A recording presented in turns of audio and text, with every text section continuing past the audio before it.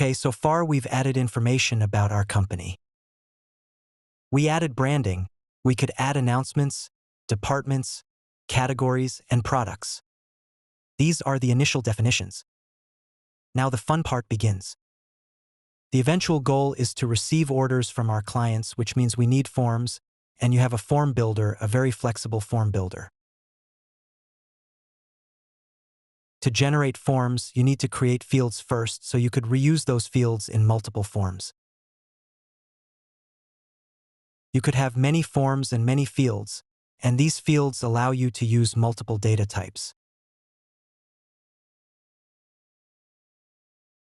Let's create one as an example. Let's say we want to have a field to get we want to have a form to receive the printing order for t-shirts.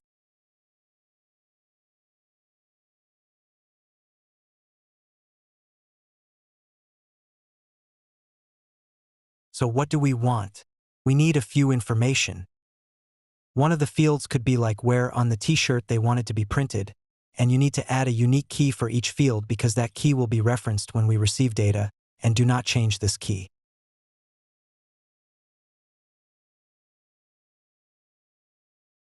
So try to come up with an idea of naming here and stay consistent. As an example, I could name this one as shirt location.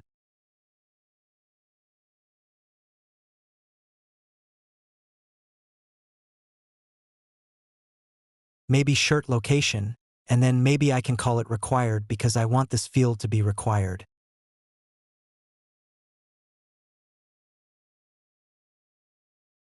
What's the field type?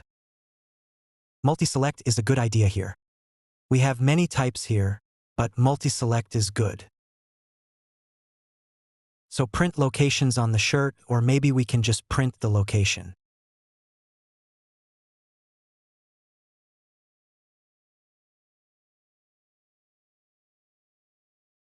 This label doesn't need to be unique, and we can add text.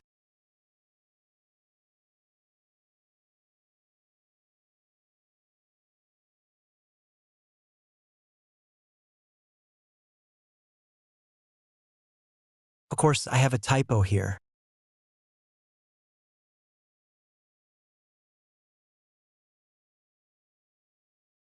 Okay, what are our options? Like front, and the label would be front.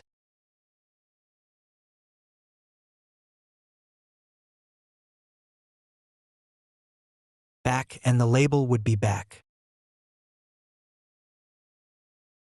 Left a sleeve and right a sleeve.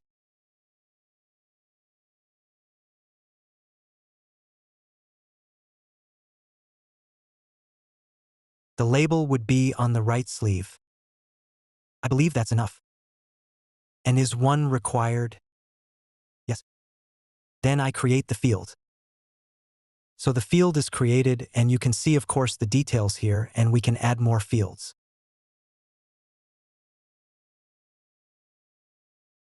I'm going to create a few more fields in the background, pause the video, and get back to you. Okay, I created a few example ones, and you can select any of them, and you see the details like this one is a drop-down field, and these are the options.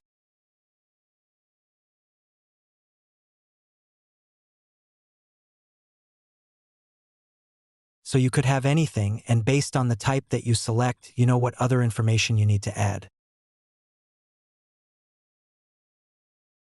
As an example, if it's a drop-down like I showed you, you need to add labels and values.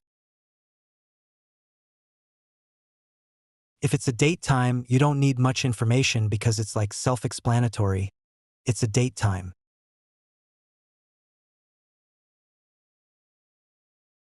The same as email.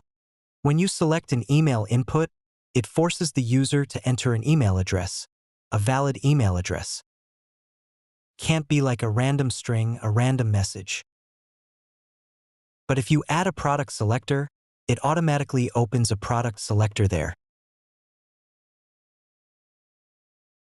Let me actually add this one as well. Let's make it required, and the type is product selector, and it's required.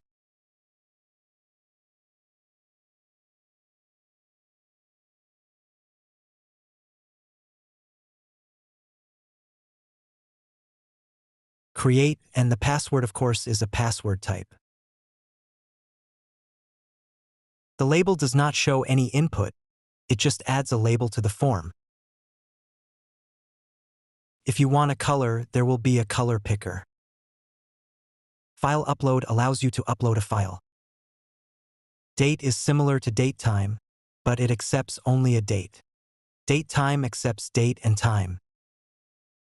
Text area, of course, the other thing is just multi-line text. Simple text is like one-line text, like here, and the number you can add mean and max number as well as a rule.